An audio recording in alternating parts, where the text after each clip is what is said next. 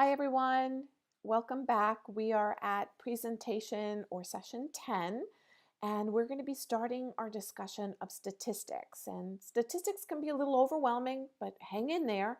We're going to get through this together.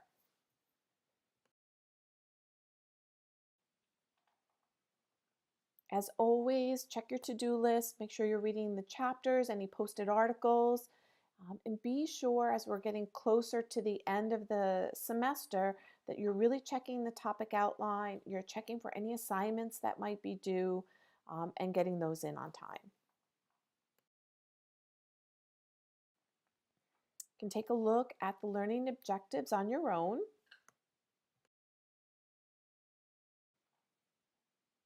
All right, let's get to it. So let's start our discussion talking about populations and samples. So studies typically need people or groups of people to participate in order for the research to be conducted. The question then is, how many people do you need to have to participate in a study? And more specifically, how many people do you need to participate to make sure your results are significant and not just a matter of chance? Before we get to the root of why you need to have a certain number of participants, let's take a look at two terms you may hear when referring or talking about participants in studies. So the first term is population. In terms of scientific studies, a population represents all the people who the research results may be generalized to. This means the entire group of people who have or may have the outcome or the condition or the disease. For example, if you're planning to study vitamin D deficiency, then the population would consist of all the people in the world who have a vitamin D deficiency. So you can see right away that that would be next to impossible to study. It's impossible to study the entire world population of people with vitamin D deficiency. This is where the second term comes in, and the second term is sample. A sample is a smaller subset of the larger population. Care needs to be taken in selecting the sample so that it is truly a subpopulation of the larger group. If it is a true subpopulation, then the sample characteristics in this smaller group are going to be the same as the larger population, and then it can be generalized to that larger population. So generalizability is the goal of studies, but often this isn't possible. So the picture on this page is a great way to think about population and sample, and that sample is a subset of the population.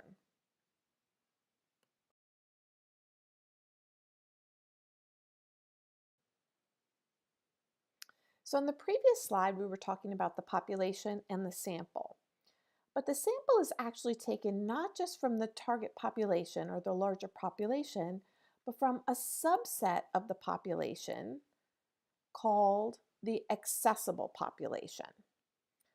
So we have the target population, which is the entire related population or population of interest. So an example here would be everyone who is a vegetarian in the US.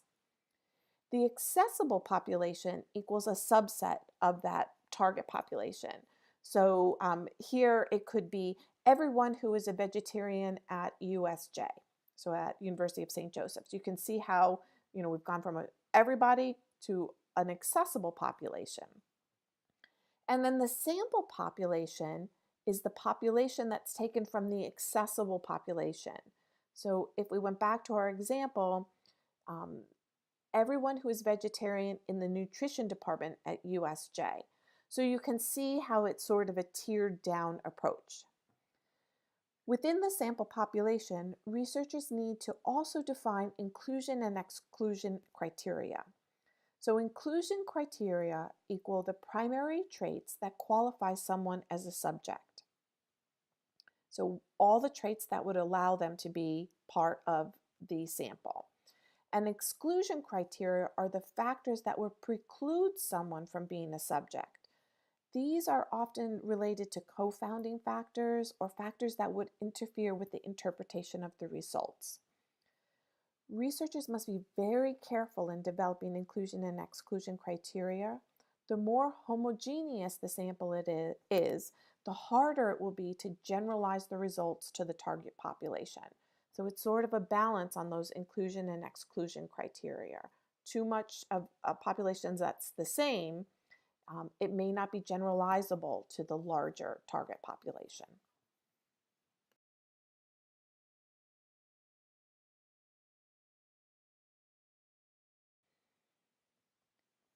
There's no way to guarantee that a sample will be representative of a larger population, but following proper sampling procedures can help minimize the risk of errors or bias which will negatively impact the sample.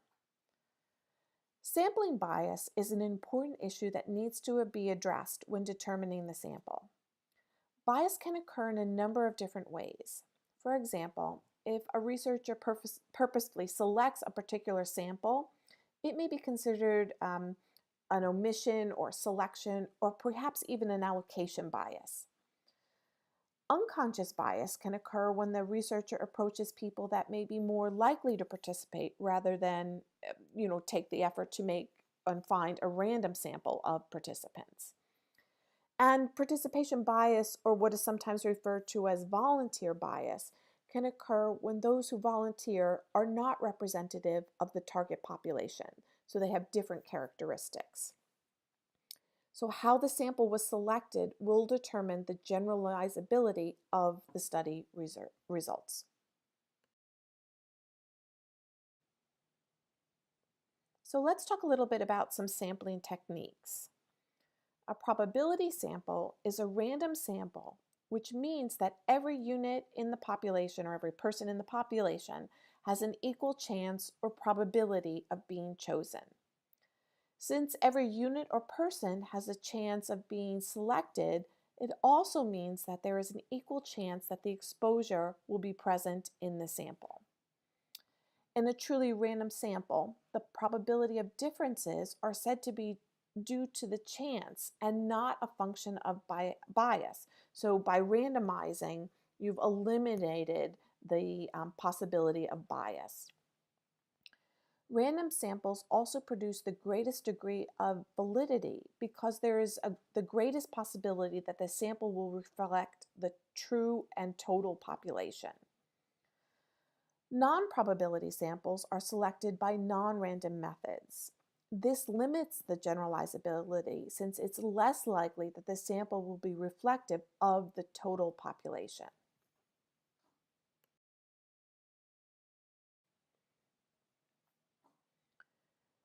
So now let's talk a little bit about different types of random sampling. Simple sampling incorporates the use of tables of random numbers or computer programs in creating randomization. So in the past, I've actually used this method to determine what number to start for selecting the sample. For example, if you have a group of 600 names, and this is actually a true example. So I had a group of a little over 600 names. In the number generator, I used a computer program. In the number generator, I entered the minimum and the maximum integers. And so I said my integers were 1 to 50. The number that was selected, I hit enter, and then the number that was automatically generated or randomly generated was, I believe it was 3. That number then was the number I used to start my counting. So at the third name on the list, I counted every third person and then used that name as part of my sample. That was the group that I actually sent surveys to.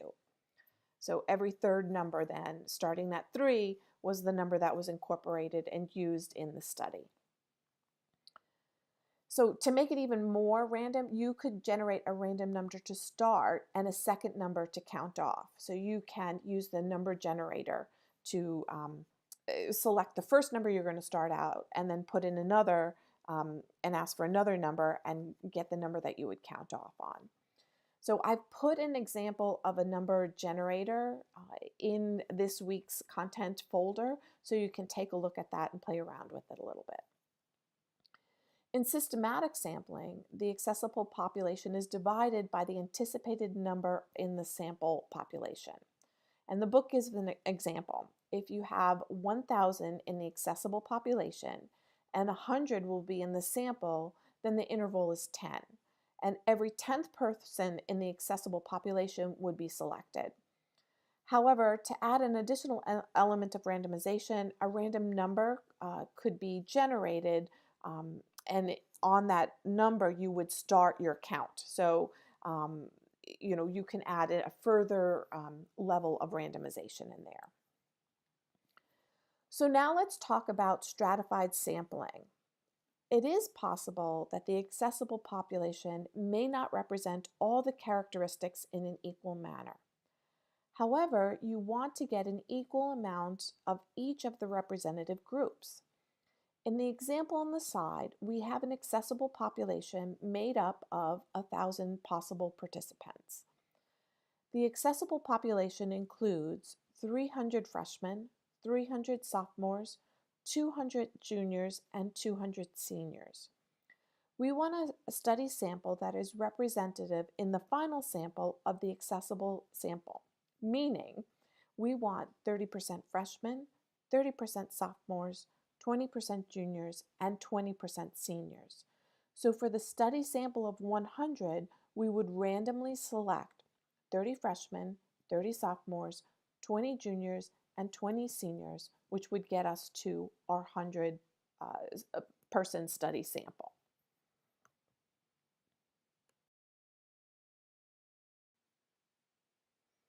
Sometimes the proportion of participants is unequally represented, meaning one group may be so small as to make the inclusion difficult to make a generalization to the larger group. So for example, if we used what we were talking about in the previous slide, we had said seniors represented 20% of the population. But if there were only 50 in the accessible population, it would only represent 5%, and we may have only, about 5 in the total group or in the sample. This small number doesn't really provide adequate representation from that group. We may therefore take a sample that is disproportional from the accessible population. While we now have an adequate representation, we also have overrepresentation in the sample. It's not representing its true proportion of the larger group.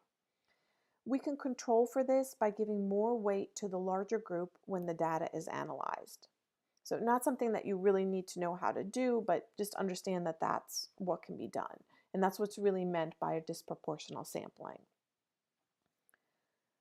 So let's talk about cluster sampling. So cluster sampling involves obtaining a succession of random samples of units within the population. So let's take a look at the example on the slide and pretend the study wants to sample a population of 9th grade students to see what they're eating for lunch. And we're going to use a cluster sampling method.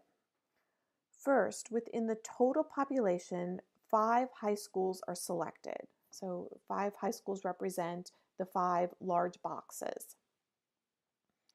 Within each high school, one 9th grade class is selected.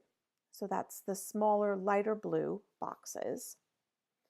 And then within each class, students are selected randomly.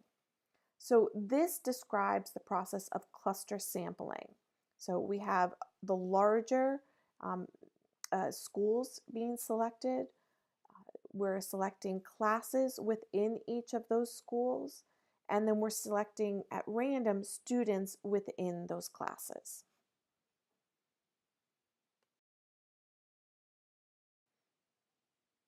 So probability sampling or true random sampling is not always possible. Therefore, we must rely on non-probability sampling. And in this process, randomization is not conducted. So let's talk about some different types of non-probability sampling. So convenience sampling is one example of non-probability sampling. Here, the researcher recruits those who are available, meet the inclusion and exclusion criteria, and volunteer to participate. This often happens. Quota sampling is similar to stratified sampling, but here, once you get enough volunteers from each strata, then you stop enrolling. In purposive sampling, researchers handpick subjects on the basis of certain criteria. So it may be by chart review or by interview. It could be even by a pretest. And finally, on this page, the last example we'll talk about is snowball sampling. And so this is used particularly with rare conditions, so where it may be difficult to find participants. Here, a group of subjects who meet the selection criteria, so that inclusion and exclusion criteria, are asked to participate, and they then are asked to identify others who have the same characteristics. And sort of a referral chain is then started. So that idea, it snowballs.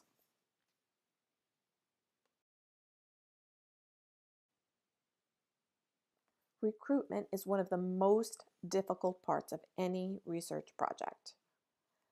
Meeting the required sample size is often hard to achieve as people don't necessarily want to participate due to the study subject, the time that's involved, questions about confidentiality, fear. I could go on and on. So getting participants to be part of your research is really one of the hardest things to do. So you're going to need to employ multiple methods to get the word out about your study. So examples of mediums that can be utilized to recruit include newspapers. Yes, people still do read newspapers. Billboards, and that could be online or the large physical billboards. You may have an online presence. You may have TV and radio. You may recruit through physicians, and even word of mouth recruiting through current patients can happen. And there are many more methods for recruitment.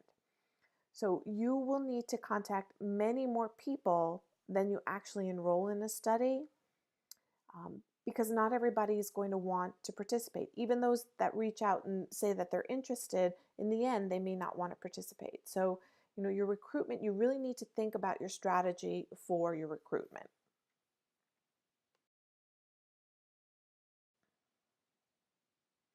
So let's take a little brain break and think about your study. Do you have a population in mind? Can you easily access that population? How are you going to go ahead and recruit the participants? So think about that for a couple minutes, because when you finally get into your research, this is going to be something that you're going to need to have mapped out.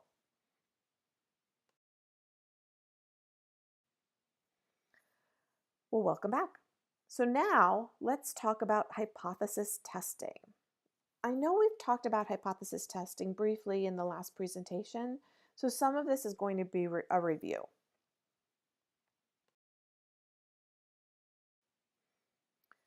Hypothesis testing involves the process of proving or disproving a statement. We can have a null hypothesis or an alternative hypothesis. And in general, we are trying to disprove the null hypothesis and prove the alternative hypothesis. The null hypothesis indicates that the means or the two populations under study are not different from each other. If the null hypothesis is true, we might say we accept the null hypothesis, the means of the two samples are the same. The alternative hypothesis generally indicates that there is a true difference between the two groups under study. If the null hypothesis is false, then the alternate hypothesis is true. And we might say we reject the null hypothesis. The alternate hypothesis is true. There is a significant difference in the means of the two samples. We also need to account for possible errors in hypothesis testing.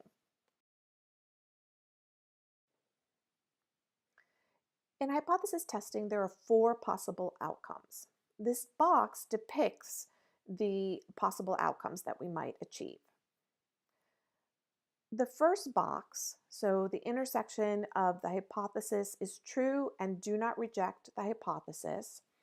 So the null hypothesis is true. We do not reject the null hypothesis. We are saying that the means of the two samples are the same. And we could say that that's a correct decision. But what happens if we say that the null hypothesis is true, but we reject the null hypothesis? We may have what we call a type 1 error. So let me say that again.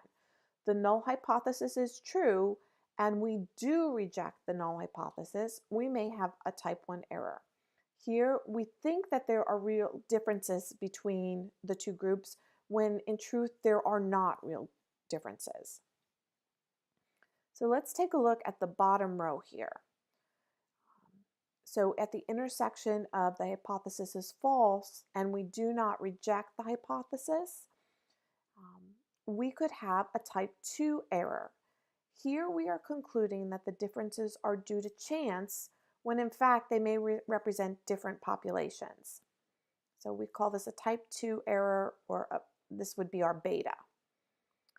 And then finally, our fourth option is the null hypothesis is false and we reject the null hypothesis and we have a correct decision. So we have 4 different types of options. We could have a correct decision in 2 of those and a error in 2 of those.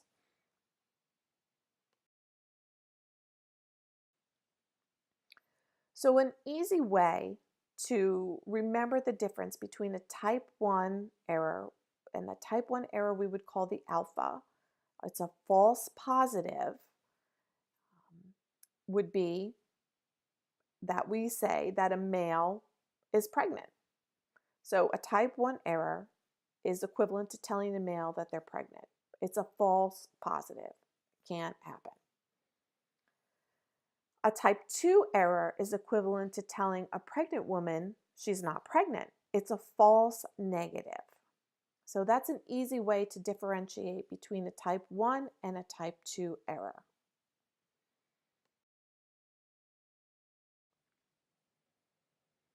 All right, so a type 1 error, as I mentioned on the previous slide, is called the level of significance, or the alpha. This is the probability that an observed difference occurred by chance. The smaller the alpha, the more confident we are that the error occurred by chance. Alpha is generally set at 0.05.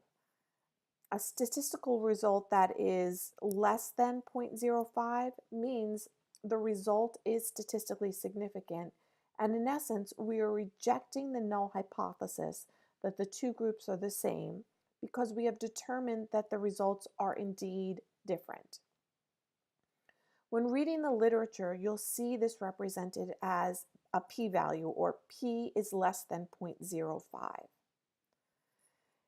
In descriptive terms, if the significance is at 5% or 0.05, we are saying that there is only a 5% chance that we are committing a type 1 error, and the error is a false positive.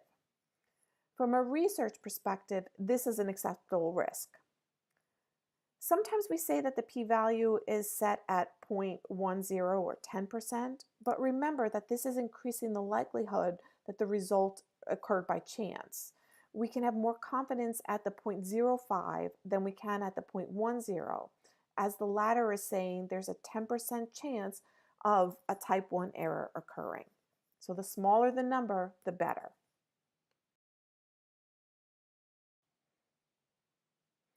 So remember, a type 2 error is a false negative. In essence, we are erroneously accepting the null hypothesis and saying there's no difference between the groups when in fact there may be a difference. A type 2 error is expressed in terms of beta. If beta is 0.20, this means there's a 20% chance that we will make a type 2 error. Therefore, we want our beta to be as low as possible. So 0.20 is the generally accepted standard.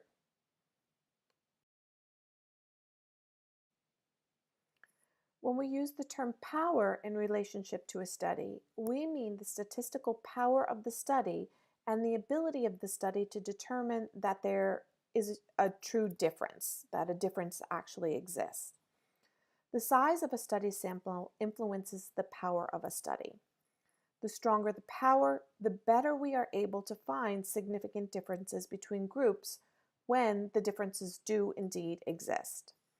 When we have a very small sample size, the power tends to be low due to the nature of the calculation, which requires or includes the use of the size of the sample.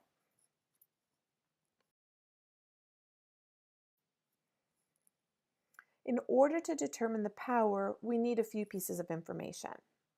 We need the effect size. This is the degree or the magnitude to which the null hypothesis is false. The larger the effect size, the larger the effective difference between the two groups. Effect size is performed by completing a calculation, and the calculation is the mean of the intervention group minus the mean of the control group divided by the standard deviation. And standard deviation is also a calculation. You can click on the standard deviation link to learn a little bit more about how to calculate standard deviation. A power analysis can help us determine two things.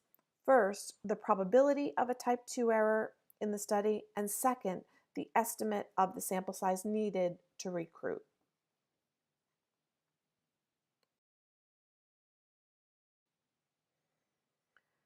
To determine power, you must know the beta. Power is the complement or a function of beta, and the formula for power is 1 minus beta. To explain power in terms of numbers, if your beta is 0.4, then your power is 0.6, or 60%. This means that 60% of the time you will get a statistically significant result, and 40% of the time your results would not be statistically significant. So 60% of the time you would find a difference in the means of the intervention and control group, and 40% of the time you would not. The generally accepted standard for power is 0.80, and this would mean that because they're a complement of each other, that you would have a beta of 0.20. So with a corresponding power of 80% and an alpha of 0.05, you have a reasonable protection against a type 2 error.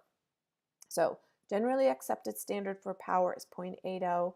For beta, because it's the complement, would be 0.20. If you use those numbers in conjunction with the generally accepted alpha of 0.05, you could generally say that you're protected against a type 2 error.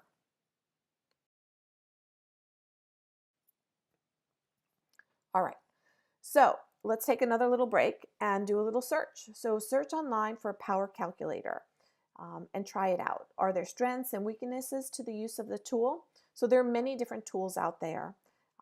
So just take a brief break. You can just type into your URL, power calculator, and see what comes up.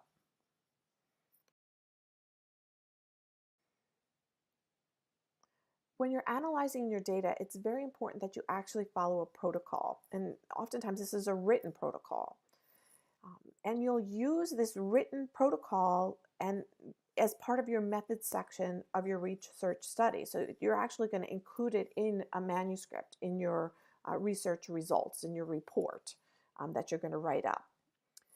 All data should be handled according to the protocol, and in doing so, this will help build the strength of the study and help to validate the results.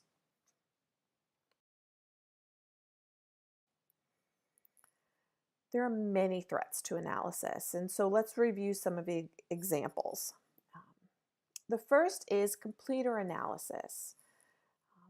Following completer analysis means that you're including only those subjects who complete the study or who complete all stages of the study. You, in essence, eliminate data from those who did not complete. So this tends to bias the results in favor of the treatment, as only those who have successfully completed are likely to remain in the study. Another threat to analysis is in the intention to treat analysis. This includes data that are analyzed according to the original assignments regardless of the treatment the subjects received. In essence, this means that even if someone drops out of a study, they're kept in the study and whatever data they had in there is used in the analysis. This type of analysis is more prone to a type 2 error, as it allows people who have not participated in the treatment or all phases of the treatment to stay in the study pool, and it minimizes the potential effect of the intervention. Another type of threat to analysis is missing data. So how you handle missing data is often a question that we have in research studies. Missing data can reduce the power of a study.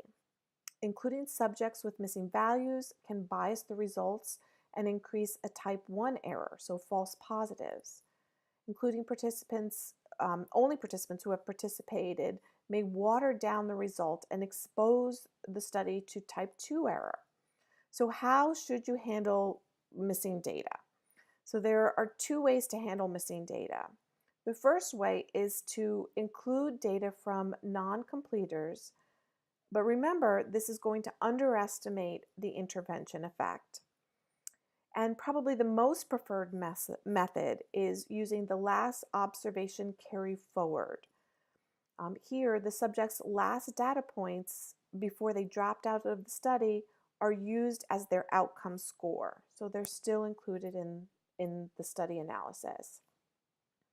So any way that you do this, there are potential threats, but you need to, in your method section, describe how the data was handled. It's important that you be transparent about that.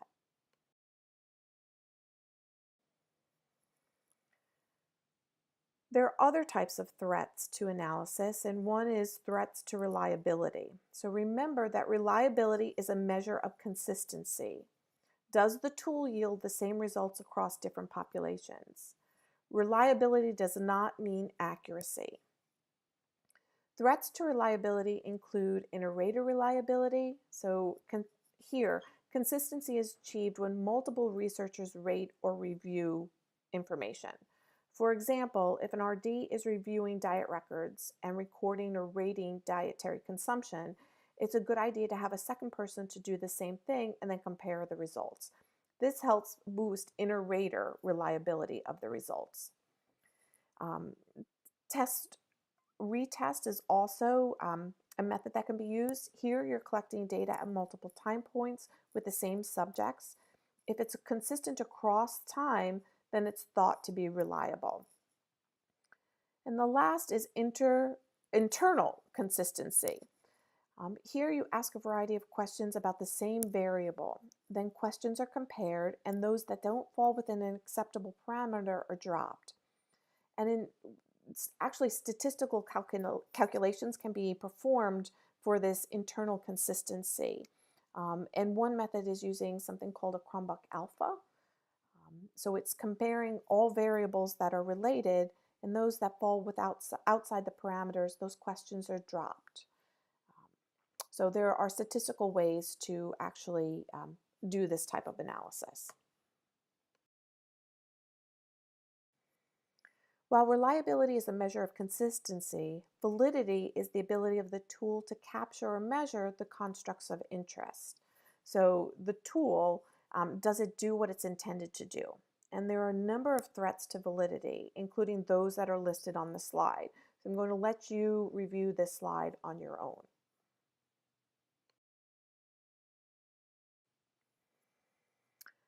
So for a final activity, I want you to think about how you will minimize threats to reliability and validity for your research study. So take a few minutes to think about that. This is where I'm going to end this week's presentation. As always, if you have any questions, don't hesitate to reach out to me as soon as possible. We're in the home stretch of the semester, so you should be well underway with your research questions, etc. So don't hesitate to let me know if you have any questions. Thanks, and I'll talk to you soon.